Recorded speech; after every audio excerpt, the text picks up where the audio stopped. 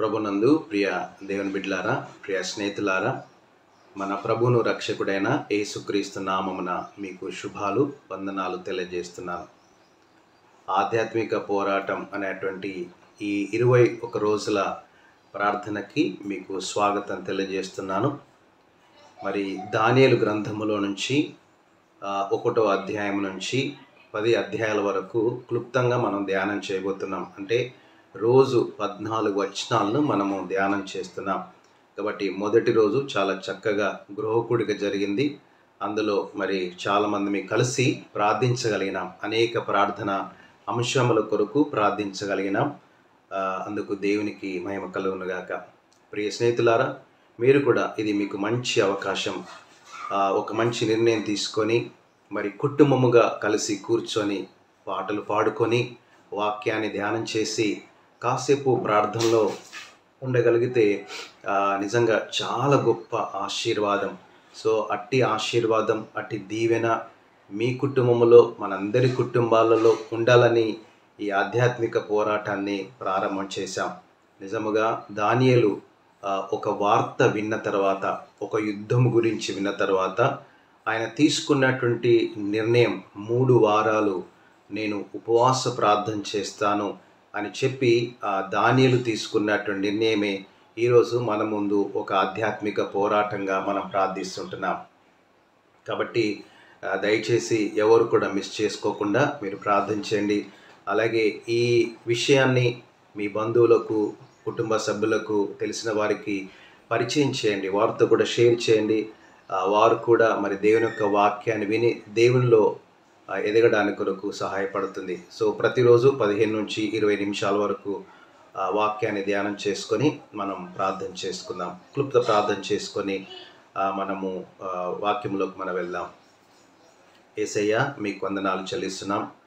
ఆనాడు పాత నిబంధన గ్రంథంలో భక్తులైన దానియేలును బట్టి మీకు వందనాలు. వారిని ప్రభా మీరు మాకు మాదిరిగా పెట్టారు. స్తుతులు చెల్లిస్తుంటున్నాం. మేము ప్రభా ఈ ఆధ్యాత్మిక పోరాటం అనే ఈ కార్యక్రమాన్ని ప్రారంభం చేశాం. దీని ద్వారా ప్రభా అనేకులు మేలు పొందుకోవాలని, ప్రతి కుటుంబంలో మీరు ఒక గొప్ప కార్యం చేయాలని ప్రార్థిస్తున్నాను. బలహీనంగా ఉన్న బిడ్డల్ని బలపరచండి. అనారోగ్యంగా ఉన్న వారిని మీరు స్వస్థపరచమని ప్రార్థిస్తుంటున్నాను. ఏదైనా సమస్యలో ఉంటే ఆ సమస్యకి మీరు పరిష్కారం దయచమని ప్రార్థిస్తున్నాను. ఇదిగో ప్రభా, ఈ వాక్యము వింటున్న ప్రియ స్నేహితుల కొరకు ప్రార్థిస్తున్నాను. వారు కూడా ఒక సవాలుతో, ఒక భారముతో ప్రార్థన చేయడానికి కొరకు వారు నిర్ణయం తీసుకున్నారు. కాబట్టి ఎక్కడ కూడా శోధనలో పడిపోకుండా ధైర్యముగా ఈ 21 డేస్ ప్రత్యేకంగా ప్రార్థించే కృప దయచమని యేసే నామమున ప్రార్థన చేస్తున్నాము తండ్రి, ఆమేన్. ప్రియ స్నేహితులారా, మరి మీ దగ్గర బైబిళ్ళు ఉన్నట్లయితే తప్పకుండా బైబిళ్ళు తీసుకుని తెరిచి మరి వాక్యాన్ని మనం తప్పకుండా చదువుకుందాం. ముందుగా మరి దానియేలు గ్రంథము 1వ అధ్యాయము 1 నుంచి 14 వరకు ఆల్రెడీ మనం చదువుకున్నాము మొదటి రోజున. ఇప్పుడు 1వ అధ్యాయము 15వ వచనం నుంచి 2వ అధ్యాయము 7వ వచనం వరకు చదువుకొని ఆ తర్వాత మనం క్లుప్తంగా వాక్యాన్ని మనం ధ్యానం చేద్దాం. 10 దినములైన పిమ్మట వారి ముఖములు రాజు భోజనము భుజించు బాలురందరి ముఖముల కంటే సౌందర్యముగాను కలగాను కనబడగా, రాజు వారికి నియమించిన భోజనమును పానము కొరకైన ద్రాక్షరసమును ఆ నియామకుడు తీసివేసి వారికి శాఖధాన్యాదులనిచ్చెను. ఈ 4 బాలుర సంగతి ఏమనగా, దేవుడు వారికి జ్ఞానమును సకల శాస్త్ర ప్రవీణతయు వివేచనయు అనుగ్రహించెను. మరియు దానియేలు సకల విధములగు దర్శనములను స్వప్న భావములను గ్రహించు తెలివి గలవాడయుండెను. నెబుకద్నెజరు తన సముఖమునకు వారిని తేవలని ఆజ్ఞ ఇచ్చి నియమించిన దినములు కాగానే నపుంసకుల అధిపతి రాజు సముఖమున వారిని నిలబెట్టెను. రాజు వారితో మాట్లాడగా వారందరిలో దానియేలు, హనన్య, మిషాయేలు, అజర్యా వంటి వారెవరునూ కనబడలేదు గనుక వారే రాజు సముఖమున నిలిచిరి. రాజు వీరి యొద్ద విచారణ చేయగా జ్ఞాన వివేకముల సంబంధమైన ప్రతి విషయములో వీరు తన రాజ్యమందంతట నుండు శకునగాండ్ర కంటెను, గారడీ విద్య గల వారందరి కంటెను 10 అంతలు శ్రేష్ఠులని తెలియబడెను. ఈ దానియేలు కోరేషు ఏలుబడిలో మొదటి సంవత్సరం వరకు జీవించెను. 2వ అధ్యాయము 1 నుంచి 7 వరకు చదువుకుందాం. నెబుకద్నెజరు తన ఏలుబడి అందు 2వ సంవత్సరమున కలలు కనెను. అందును గురించి ఆయన మనస్సు కలతపడగా ఆయనకు నిద్ర పట్టకుండెను. కాగా రాజు తాను కనిన కలలను తనకు తెలియజెప్పుటకై శకునగాండ్రను, గారడీ విద్య గల వారిని, మాంత్రికులను, కల్దీయులను పిలువనంపుడని ఆజ్ఞ ఇయ్యగా వారు వచ్చి రాజు సముఖమున నిలిచిరి. రాజు వారితో, నేనొక కల కంటిని, ఆ కల భావము తెలుసుకొనవలనని నేను మనోవ్యాకులముంది ఉన్నాననగా, కల్దీయులు సిరియా భాషతో ఇట్లనిరి, రాజు చిరకాలము జీవించునుగాక. తమరి దాసులకు కల సెలవీయుడి, మేము దాని భావమును తెలియజేస్తాము. రాజు, నేను దాన్ని మరిచిపోతిని గాని కలను దాని భావమును మీరు తెలియజేయని ఎడల మీరు తుత్తినేలుగా చేయబడుదురు, మీ ఇండ్లు పెంట కుప్పగా చేయబడును. కలను దాని భావమును తెలియజేసిన ఎడల దానములను, బహుమానములను, మహాఘనతయు నా సముఖములో నొందుదురు గనక కలను దాని భావమును తెలియజేయడనగా, వారు రాజు ఆ కలను తమరి దాసులమైన మాకు చెప్పిన ఎడల మేము దాని భావమును తెలియజేసేదమని మరలా ప్రత్యుత్తరమిచ్చిరి. అందుకు రాజు ఉత్తరమిచ్చి చెప్పినది ఏమనగా, నేను మరిచి ఉండుట మీరు చూచి కాలాహరణము చేయవలనని మీరు కనిపెట్టుచున్నట్లు నేను బావుగా గ్రహించున్నాను. 8వ వచనం కూడా మనం చదవగలిగినాము. ఎందుకొరకంటే ఆ వాక్య భాగము మనకు సంపూర్ణంగా అర్థం అవ్వడానికి కొరకు. ప్రియ స్నేహితులారా, మరి మొదటి రోజు మనము కొంత ధ్యానం చేసిన రీతిగా మరి ఇక్కడ నెబుకద్నెజరు రాజు మనకు కనబడుతున్నాడు. ఆ తర్వాత ఒక నలుగురు బాలురు, ఆ యువకులు మనకు కనబడుతున్నారు. వారే మరి మనం చూసాం ఎవరు ఈ నలుగురు వ్యక్తులు ఎవరు అన్న సంగతి మనము చాలా చక్కగా వారి పేర్లు కూడా మనం చూడగలిగినాం. సో దానియేలు, హనన్య, మిషాయేలు, అజర్యా అనగా దానియేలు, షద్రకు, మెషాకు, అబేద్నెగో అనే వారిని మనం చూస్తున్నాం. అయితే ఇక్కడ జరిగిన ఒక పోరాటం ఏంటంటే వెజిటేరియన్ అండ్ నాన్ వెజిటేరియన్ వీరిద్దరి మధ్యలో జరిగినటువంటి ఒక చాలా భీకరమైన పోరాటము అని అనుకోవచ్చు. ఎందుకొరకంటే ఈ నలుగురికి రాజు ఇచ్చిన ఆజ్ఞ ఏంటంటే వారికి రాజు తినే ఆహారం వారికి అందించండి. అంటే రాజు ఎలాంటి ఆహారం తీసుకుంటున్నాడు అని అంటే నాన్ వెజిటేరియన్ ఆహారాన్ని ఎక్కువగా తీసుకుంటున్నాడు. సో కాబట్టి ఈ యొక్క ఆహారాన్ని తీసుకొని వెళ్ళి ఈ నలుగురికి మీరు అందించండి అని చెప్పిన విషయం మనకు తెలుసు. సో కాబట్టి దానియేలు అడిగినటువంటి రిక్వెస్ట్ ఏంటంటే, అయ్యా మేము ఆ భోజనము చేయలేము, అది తిని మమ్మల్ని మేము అపవిత్రపరచుకోలేము అని చెప్పిన అద్భుతమైనటువంటి సందేశం. ఎందుకు దానియేలు ఆ విధంగా చెప్పగలిగినాడు అని అంటే ఈ యొక్క నాన్ వెజిటేరియన్ ఏదైతే ఉందో దాదాపుగా అది బలి అర్పించకుండా వాళ్ళు తినడానికి అవకాశం లేదు. వాళ్ళ యొక్క దేవుడైన బెల్తజాజర్ అనేటువంటి ఆ దేవుడికి తప్పకుండా బలి అర్పించే విధానం వాళ్ళ విధానంలో ఉంది. అందుకొరకే దేవుని బిడ్డలైన వీరు దానియేలు, ఆ తర్వాత ఈ ముగ్గురు మనం రెగ్యులర్గా పిలిచే పేర్లు షద్రకు, మెషకు, అబేద్నెగో. సో వీరు తీసుకున్న నిర్ణయం ఏంటంటే ఆ బలి అర్పించిన వాటిని జోలికి మేము వాటికి పోము, మేము తినము అని వాళ్ళు చెప్పినట్టుగా మనం అర్థం చేసుకోవచ్చు. దానియేలు, హనన్య, మిషాయేలు, ఈ అజర్యా అనువారు తీసుకున్న నిర్ణయం ఏంటంటే వేరే ఏ దేవుడికి అర్పించిన బలి కానీ దేని కొరకైనా మ్రొక్కినటువంటి ఆ యొక్క భోజనం కానీ మేము తింటే మేము అపవిత్రం అవుతాము అని ఒక స్టాండ్గా వాళ్ళు నిలబడ్డట్టుగా మనం చూస్తుంటున్నాం. ప్రియ స్నేహితులారా, కొన్నిసార్లు మన జీవితంలో కూడా చిన్న చిన్న బలహీనతలే మనకు అనిపించవచ్చు. అవి మనకు ఎదురవుతాయి. అంటే అన్యాచారాలు మనకు ఎదురవ్వచ్చు, లేదా వాక్యములో లేనిది చేయడానికి కొరకు మనకు అవకాశం రావచ్చు, లేదా దేవునికి ఇష్టం లేనిది చేయడం మనకు అవకాశం రావచ్చు, ఎవరు చూడడం లేడు అని కూడా మనకు అవకాశం రావచ్చు. కానీ ఇక్కడ వీరు ముగ్గురు చేసినటువంటి అద్భుతమైనటువంటి నిర్ణయం ఏంటంటే మేము ఎంత మాత్రము కూడా ఆ బలికి అర్పించిన దేవతలకు అర్పించిన ఆ ఆహారాన్ని మేము తినము అని చెప్పి అంతేకాదు వాళ్ళు సవాలు విసిరారు. ఎవరైతే రాజు భోజనం తింటారో ఒక 10 రోజులు మాకు సమయం ఇవ్వండి, ఆ 10 రోజులలో వాళ్ళ ముఖాలు పరీక్షించండి, ఆ 10 రోజుల తర్వాత మా ముఖాలు పరీక్షించండి అని విసిరిన సవాల్ ఎంత అద్భుతమో మనం అర్థం చేసుకోవచ్చు. అంటే దానియేలుకు, ఈ హనన్యాకి, వీళ్ళకి, ఈ హజర్యాకి, ఈ యొక్క మిషాయేలుకు, వాళ్ళకు దేవుని మీద ఉన్నటువంటి భారము, దేవుని మీద ఉన్నటువంటి నమ్మకం ఏంటో మనం అర్థం చేసుకోవడానికి అవకాశం ఉంది. అంతగా సవాలు విసిరి ప్రార్థన చేశారు అనంటే నిజంగా అది మామూలు సంగతి కాదు. సో ఎంత మాత్రం మేము ముట్టుకోము, మా ముఖాలు చూడండి, వాళ్ళ ముఖాలు చూడండి అని వేసినటువంటి సవాల్. అందుకే మనము ఈ 15వ వచనంలో అదే కనబడుతుంది. 10 దినములైన పిమ్మట వారి ముఖములు రాజు భోజనం భుజించు బాలురందరి ముఖముల కంటే సౌందర్యముగా ఉన్నాయి అని కనబడుతుంది.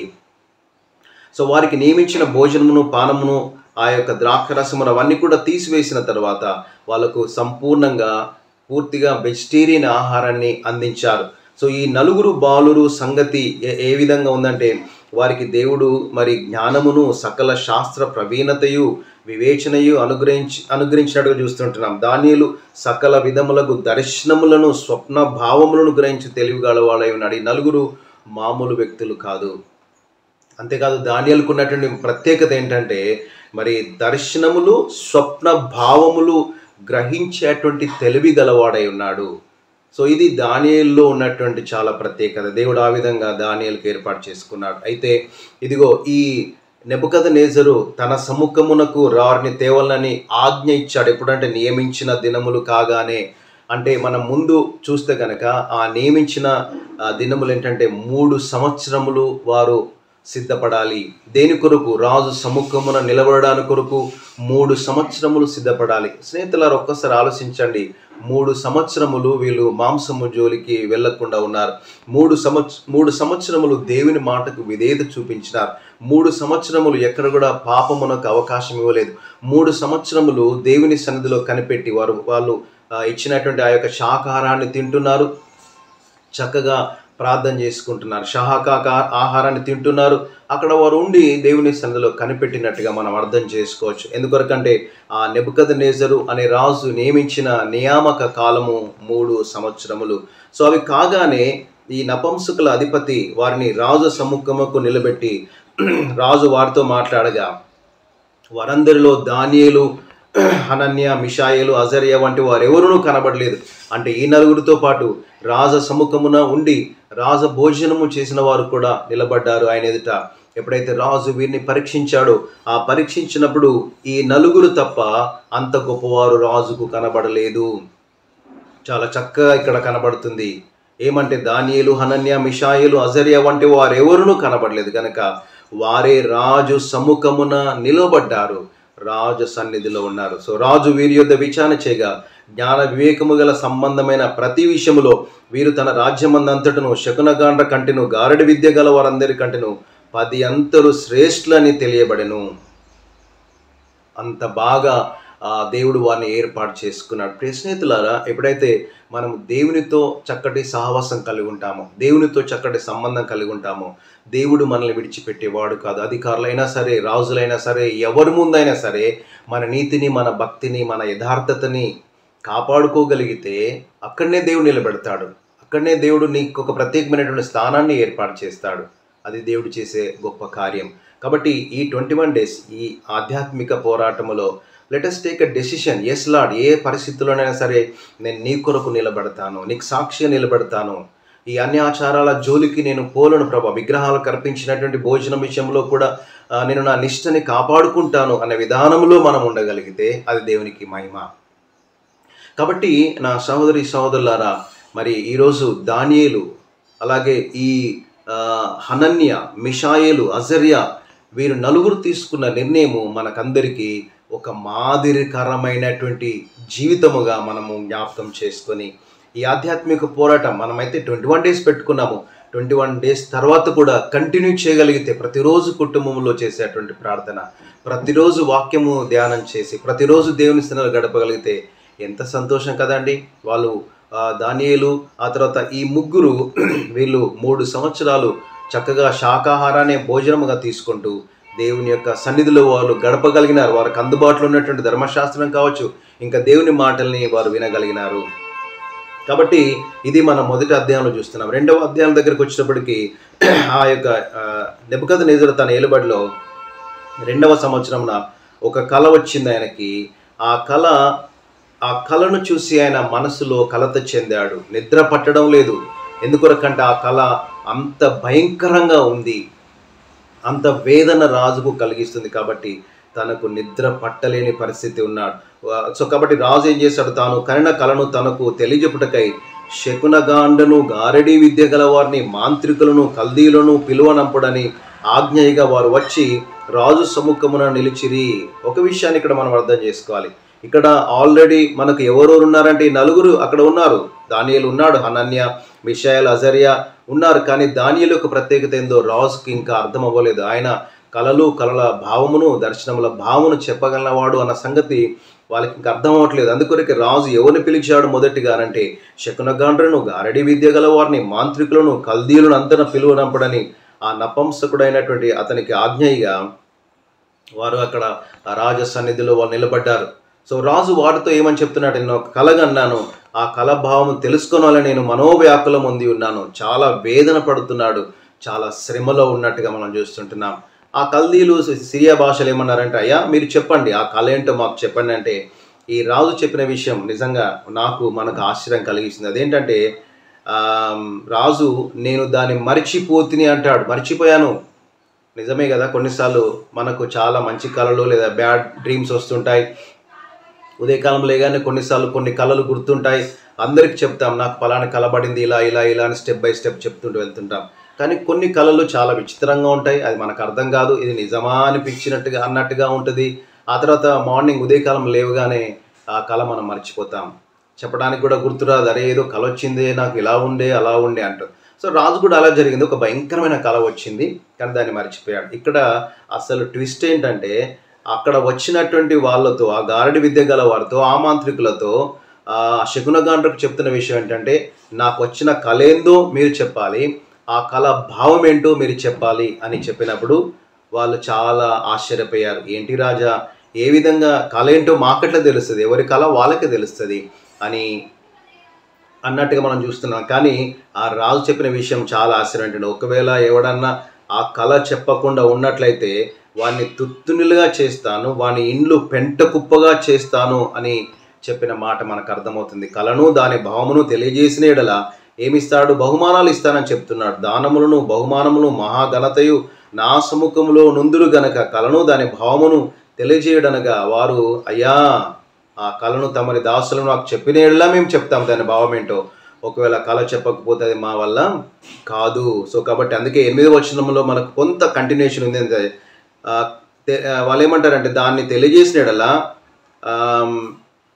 ఏమంటాడంటే మేము దాని భావమును తెలియజేసేది మన మరలా ప్రత్యుత్తరం ఇచ్చిరి. అందుకు రాజు ఉత్తరం ఇచ్చి చెప్పినది ఏమనగా, నేను మరచియుండుట మీరు చూచి కాలాహరణము లేదా కాలయాపన చేయవలనని మీరు కనిపెట్టుచున్నట్లు నాకు బావుగా గ్రహించుచున్నాను, లేదా నేను బావుగా గ్రహించున్నాను. ఆయనకు అర్థమవుతుంది వీళ్ళు కాలయాపన చేయడానికి కొరకు ప్రయత్నం చేస్తున్నారని. సో ఇది మనము 1వ అధ్యాయము 15వ వచనం నుంచి 2వ అధ్యాయం 7వ వచనం వరకు జరిగినటువంటి క్లుప్త వివరణ. దీనిలో నుంచి మనం కొన్ని ఆధ్యాత్మికమైన విషయాలు నేర్చుకొని మనం ప్రార్థనలోకి మనం వెళ్దాం.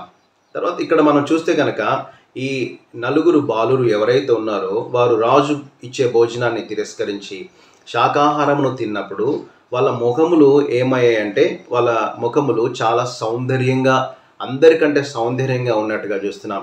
ప్రియ స్నేహితులారా, అవును, దేవుని వాక్యం కూడా ఆ విధంగానే బోధిస్తుంది. కీర్తనలు 104, 14, 15 వచనాలు, ఈ 2 వచనాలు మనం చదువుకుంటే ఒక మంచి మాట అక్కడ కనబడుతుంది. కీర్తనలు 104, 14, 15 వచనాలు. పశువులకు గడ్డిని, నరుల ఉపయోగమునకు కూర మొక్కలను ఆయన మొలిపించుచున్నాడు.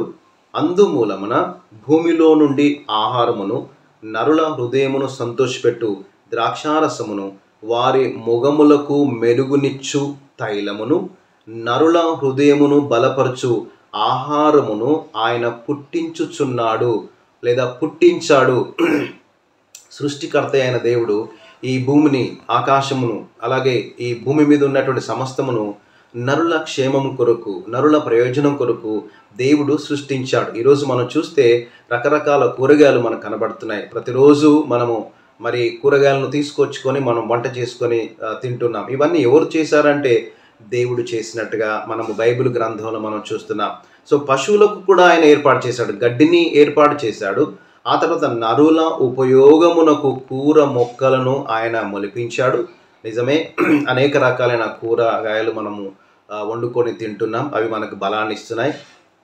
కానీ ఇక్కడ చూడండి, అందుమూలమున భూమిలో నుండి ఆహారమును నరుల హృదయమును సంతోషపెట్టు ద్రాక్షారసమును అన్న తర్వాత వారి ముఖములకు మెరుగునిచ్చు తైలమును, నరుల హృదయమును బలపరచు ఆహారమును ఆయన పుట్టించున్నాడు. దానియేలు ఆ తర్వాత ఆ మిగతా ముగ్గురు ఎవరైతే ఉన్నారో వారు ఏం చేశారనంటే శాకాహారమును తీసుకున్నారు. కానీ వారి ముఖములు ఏ విధంగా ఉన్నాయని ఇక్కడ కనబడుతుంది దేవుని యొక్క వాక్యంలో. చాలా చక్కటి మాట ఏంటంటే, బాలురందరి ముఖముల కంటే సౌందర్యముగాను కలగాను కనబడ్డాయి. దేవుడు అంత గొప్ప శక్తి వారికి అనుగ్రహించి ఉంటున్నాడు. మన దేవుడు మనకు సౌందర్యాన్ని ఇచ్చే దేవుడు. సౌందర్యం అంటే బహిర్గంగా కనబడే సౌందర్యము ఒక భాగం కావచ్చు, కానీ అంతరంగములో కూడా సౌందర్యాన్ని ఇచ్చే దేవుడు. మనకంటూ ఒక ప్రత్యేకమైనటువంటి కళను దేవుడిస్తాడు. మన ముఖములో ఒక ప్రత్యేకమైన కళను దేవుడిస్తాడు. ఎప్పుడైతే మనం ఆయనకు సమీపంగా ఉంటామో, ఎప్పుడైతే ఆయన సన్నిధిలో ప్రార్థన చేస్తామో, ఆ పీస్ ఆఫ్ మైండ్ మన ఫేస్లో కనబడుతుంది. అందుకే అప్పుడప్పుడు అంటాం, ఏంటి ముఖమంతా అలా ఉంది, ఏమైంది అంటే ఆ ముఖంలో తెలిసిపోతుంది. అంటే వాళ్ళు బాగలేకపోయినా, వాళ్ళు బ్యూటిఫుల్ కాకపోయినప్పటికీ వాళ్ళ ముఖములో తెలిసిపోతుంది ఏదో బాధ ఉందని. ఒకవేళ వాళ్ళు చాలా సంతోషంగా ఉన్నారనుకోండి, వాళ్ళ ముఖం మీద ఆ గ్రేస్ కనబడుతుంది, ఆ కృప కనబడుతుంది.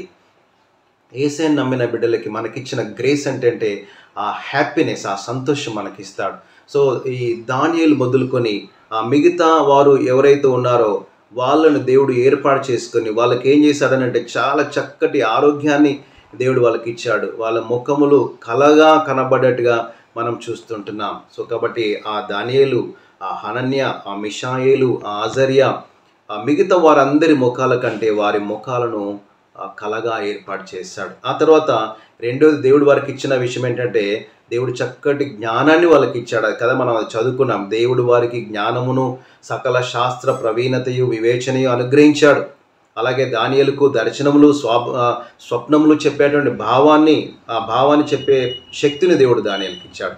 ప్రియ దేవుని బిడ్డలారా, ఈరోజు మనకు కూడా జ్ఞాన వివేకములు ఇచ్చేవాడు మన దేవుడు. మీలో ఎవరికైనా జ్ఞానము కొద్దుగా ఉన్న యెడల అతడు దేవుని అడగవలను, యాకోబు పత్రిక 1:5 కాబట్టి అప్పుడు అతనికి అనుగ్రహింపడును. ఆయన ఎవరిని గద్దింపక అందరికీ ధారాళముగా దయచేవాడు. లూకాసు వార్త 2:52 యేసు ప్రభు జ్ఞానమందును, వయస్సు అందును, దేవుని దయందును, మనుషుల దయందును ఎలా వర్ధిల్లగలిగినాడు. అది దేవుని యొక్క కృప. కాబట్టి మన జీవితంలో యవనస్తులారా, విద్యార్థులారా, ఈ వాక్యం వింటున్న సహోదరి సహోదరులారా, మీకు జ్ఞానము కొద్దుగా ఉంది అని మీరు అనుకుంటున్నారా? నేను చదవలేకపోతున్నాను అని అనుకుంటున్నారా? పరీక్షలు బాగా రాయలేకపోతున్నాను అనుకుంటున్నారా? లేదా ఉద్యోగం రాలేక సతమతం అవుతాను అని అనుకుంటున్నారా? లేదా పేరెంట్స్, మీ పిల్లలు సరిగా చదవలేకపోతున్నారా? మీ పిల్లలు మీరు చెప్పినట్టు వినడం లేకపోతున్నారా? సరిగా కాలేజెస్ కానీ స్కూల్స్ కానీ వెళ్ళలేకపోతున్నారా? ఇవన్నీ మనం ప్రాక్టికల్గా ఎదుర్కొనే పరిస్థితులు. అయితే మీరు చేయవలసిన పని ఏంటంటే మీ పిల్లల కొరకు ప్రార్థన చేయండి. యవనస్తులారా, విద్యార్థులారా, మీరు దేవుని సన్నిధిలో కూర్చొని ప్రార్థించండి. దేవా, నాకు జ్ఞానం ఇవ్వండి, నాకు జ్ఞాపక శక్తి ఇవ్వండి. నేను పరీక్ష హాల్లోకి వెళ్ళగానే నేను భయపడుతున్నాను, ఆ ప్రశ్నలకి సమాధానం రాయలేకపోతున్నాను, నా వల్ల కావడం లేదు అని చెప్పేసి చదువు మానేసిన వారు చాలామంది ఉన్నారు. దానికి కారణం ఏంటంటే మేము చాలాసార్లు అడుగుతాం, ఏంటి ఎందుకు చదువు మానేసావంటే నా వల్ల అవ్వడం లేదు, నాకు జ్ఞాపకం ఉండడం లేదు, ఎంత చదివినా జ్ఞాపకం ఉండలేదు, ఒక ప్రశ్నకి ఒక సమాధానం రాస్తున్నాను, సో కాబట్టి నేను చాలాసార్లు ఫెయిల్ అవుతున్నాను, ఇంకా చదువు నా వల్ల కాదు అని మానేసినటువంటి విద్యార్థులు చాలామంది ఉన్నారు. ఈరోజు ప్రభు నీకు ఇస్తున్న మాట ఏంటంటే, నీవు దేవుణ్ణి అడిగితే, మీలో ఎవరికైనా జ్ఞానం పొదుగా ఉంటే అతడు దేవుణ్ణి అడగవలను, అప్పుడు ఆయన అందరికీ ధారాళముగా దయచేసే దేవుడు అని వాక్యంలో మనకు కనబడుతుంది. ఆయన ఎవరిని విడిచిపెట్టేవాడు కాదు. God gives the wisdom and knowledge. కాబట్టి నీకు కావాల్సిన విజ్డమ్, నీకు కావాల్సిన నాలెడ్జ్ ఇవి దేవుడు అనుగ్రహిస్తాడు. దానియేలుకు అనుగ్రహించాడు. మనం చెప్తున్నట్టుగా షద్రక్ మేషక్ అబేద్నెగోలకు దేవుడు అనుగ్రహించాడు. వారిని విడిచిపెట్టలేదు దేవుడు. వాళ్ళకు ప్రత్యేకమైనటువంటి జ్ఞానాన్ని ఇచ్చినాడు. సో కాబట్టి నీవు ప్రార్థన చేస్తే, నీ బిడ్డల కొరకు, నీ కొరకు నువ్వు ప్రార్థన చేస్తే నీకు తప్పకుండా జ్ఞానాన్ని ఇస్తాడు. చివరిగా మనం చూస్తే ఇక్కడ రాజు కలత చెందాడు, నిద్రపోవడం లేదు, అతనికి నిద్రే రావడం లేదు. సో కాబట్టి ఒక సమస్య ఒక వ్యక్తికి వచ్చినప్పుడు, అతను రాజైనా, ప్రధానమంత్రి అయినా, ముఖ్యమంత్రి అయినా, ఎవరైనా, పోలీస్ అయినా, ఏ అధికారి అయినా ఒక విషయం బాధించినప్పుడు ఆ వ్యక్తి కూడా మనుషుడే, రాజు మనుషుడే, పోలీస్ మనుషుడే, డాక్టర్ మనుషుడే. ఇక్కడ ఉన్నటువంటి లోకంలో ఉన్న మనుషులందరూ వాళ్ళ మానసికమైన పరిస్థితిని బట్టి బాధపడతారు. సో రాజు కూడా కలత చెందాడు. దేన్ని బట్టి అంటే అతడికి వచ్చిన కలను బట్టి కలత చెందాడు. దేవుని బిడ్డలారా, ఈరోజు మనలో చాలామంది కూడా కలత చెందిన పరిస్థితుల్లో గుండా వెళ్తున్నాం. కొంతమంది అయితే నాకు తెలిసిన వారు ఉన్నారు, చాలామంది రాత్రులు నిద్ర పట్టక నిద్ర మాత్రలు వేసుకొని పడుకునేవారు ఈరోజు చాలా ఎక్కువైపోయారు. ఒక విషయం తెలుసా, ఈరోజు ప్రపంచం అంతా కూడా సర్వే చేస్తే ఈరోజు 70% మంది నిద్ర పట్టక నిద్ర మాత్రలు వేసుకొని పడుకునేవారు ఎక్కువైపోయారు. లేదా ఎందుకు చాలామంది ఈ ఆల్కహాల్కి అలవాటు పడుతున్నారు, ఎందుకు మత్తు పానీయాలకు అలవాటు పడుతున్నారనే కారణం ఏంటంటే వాళ్ళు ప్రశాంతంగా పడుకోవాలి, ఈ తాగిన కొద్దిసేపు ఆయన నిద్రపోతాను అని చెప్పి భయంకరమైన డ్రగ్స్కి అలవాటు పడుతున్నారు. వారు తమకు తాము మర్చిపోవడానికి వీటికి అలవాటు పడుతున్నారు. అవి చాలా ప్రమాదం అన్న సంగతి అర్థం కావట్లే. Cigarette smoking is injurious to health అని ఆ డబ్బా మీద రాసిన చాలామంది దానే తాగుతున్నారు. Alcohol consuming is injurious to health అని దాని మీద రాసినా కానీ అర్థం అవ్వట్లే ఇదంతా కూడా త్రాగితే హానికరమని. సో కాబట్టి కళ వచ్చింది, ఆయన మనసు కలత చెందింది, నిద్ర రావట్లేదు. కానీ దేవుని బిడ్డలారా, దేవుని సన్నిధిలో మనము ప్రార్థన చేస్తే దేవుడు మంచి నిద్రనిచ్చే దేవుడు, సమాధానం ఇచ్చే దేవుడు, నెమ్మదినిచ్చే దేవుడు. వాక్యములు మనం చూస్తే మీరు దేనిని గురించి మీరు చింతించవద్దు అని వాక్యం కనబడుతుంది. దేని గురించి మీరు చింతించవద్దు. ఫిలిప్పీలకు పౌలు రాసిన పత్రిక 4వ అధ్యాయము 6-7 వచనాలు చూస్తే, అపొస్తలుడైన పౌలు ఫిలిప్పీలకు రాసిన పత్రిక 4వ అధ్యాయం 6-7 వచనాలు, మీరు దేని గురించి చింతపడకుడి కానీ ప్రతి విషయంలోనూ ప్రార్థన విజ్ఞాపనల చేత కృతజ్ఞతాపూర్వకముగా మీ విన్నపములు దేవునికి తెలియజేయడి. అప్పుడు సమస్త జ్ఞానమునకు మించిన దేవుని సమాధానము యేసుక్రీస్తు వలన మీ హృదయములకును మీ తలంపులకును కావలియుండును. కాబట్టి ప్రియ స్నేహితులారా, ఈ 21 days దేని గురించి చింతించకుండా, జ్ఞానం లేదా, ఇబ్బంది ఉన్నారా, కష్టంలో ఉన్నారా, బలహీనంగా ఉన్నారా, అనారోగ్యంగా ఉన్నారా, శ్రమల్లో ఉన్నారా, ఎన్ని ప్రయత్నాలు చేసినా ప్రయత్నాలన్నీ ఫెయిల్ అవుతున్నాయా, నిరాశపడ్డారా, నిస్పృహలో ఉన్నారా, డిసప్పాయింట్మెంట్లో ఉన్నారా, మానసికమైన ఒత్తిడిలో ఉన్నారా, ప్రభు సన్నిధిలో మోకరించి ప్రార్థించండి, కుటుంబంగా ప్రార్థించండి. Try Jesus. ఇది చాలాసార్లు వింటున్నమాట. Why don't you try Jesus once? Why don't you try this 21 days prayer? Why don't you try this spiritual warfare? నువ్వెందుకు ప్రయత్నించకూడదు? ప్రయత్నం చేస్తే తప్పకుండా దేవుడు సాయం చేస్తాడు. సమయం అయిపోతుంది. చివరిగా మీకు ఈ వాక్యం అయిపోయిన తర్వాత మత్తయి సువార్త 6వ అధ్యాయము మీరు ధ్యానించండి. 34 నుంచి దాదాపు 25 నుంచి 34 వరకు ధ్యానం చేయండి. అక్కడ కూడా ఈ చింతించుట గురించి అన్ని కూడా చాలా చక్కగా యేసు ప్రభు జ్ఞాపకం చేశాడు. మరొకసారి జ్ఞాపకం చేస్తున్నాను. మత్తయి సువార్త 6వ అధ్యాయము 25 నుంచి 34 వచనాల వరకు ధ్యానం చేయండి, ప్రార్థన చేసుకోండి. తప్పకుండా దేవుడు సాయం చేస్తాడు. దేవుడు ఈ వాక్యమును దీవించి ఆశీర్వదించునుగాక. దయచేసి గమనించండి, ప్రతిరోజు కొన్ని ప్రార్థనల్ని సవాలుగా తీసుకోండి. రోజు వాటి కొరకు ప్రార్థించండి. అలాగే మరి మనకు తెలిసిన ప్రార్థన మనలు అనేకం ఉన్నాయి, వాటి కొరకు ప్రార్థన చేద్దాం. సవాలుతో ఈ ఆధ్యాత్మిక పోరాటాన్ని ఎదుర్కొందాం. God bless you all. చిన్న ప్రార్థన చేసుకుందాం. ప్రియ తండ్రి, మీకు వందనాలు చెల్లిస్తున్నాం ప్రభా. మరి ఈరోజు విన్న వాక్యం కొరకు మీకు వందనాలు. దానియేలు గ్రంథము 1వ అధ్యాయము 15 నుంచి 2వ అధ్యాయము 7 వచనాల వరకు లేదా 8 వచనాల వరకు క్లుప్తంగా మేము అర్థం చేసుకున్నాం. దేవా, మీకు స్తోత్రాలు, వందనాలు చెల్లిస్తూ ఎవరైతే నాయనా ఈ 2వ రోజు ఆధ్యాత్మిక పోరాటములో పాల్గొని ప్రార్థన చేస్తున్నారో వారిని జ్ఞాపకం చేసుకొని దీవించి బలపరచమని యేసు ప్రభు నామమున అడిగి ప్రార్థన చేస్తున్నాము తండ్రి. Amen. God bless you all.